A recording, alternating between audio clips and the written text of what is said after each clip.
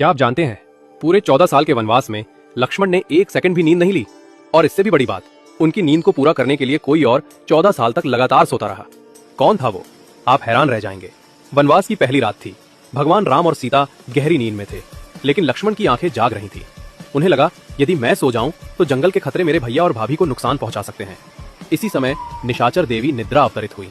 उन्होंने कहा, लक्ष्मण, 14 वर्षों तक जागना किसी मानव के बस की बात नहीं। तुम्हें यह वरदान तभी मिलेगा जब कोई तुम्हारी नींद अपने ऊपर ले ले। लक्ष्मण ने पूछा, कौन करेगा यह बलिदान? निद्रा मुस्कुराई, तुम शेषनाग के अवतार हो और तुम्हारी पत्नी उर्मिला लक्ष्मी का स्वरूप, वो ही तुम्हारे हिस्से की नींद सो सकती है। उसी रात उर्मिला सो गई, लेकिन ये नींद सामान्य नहीं थी। ये लक्ष्मण की 14 साल की नींद थी।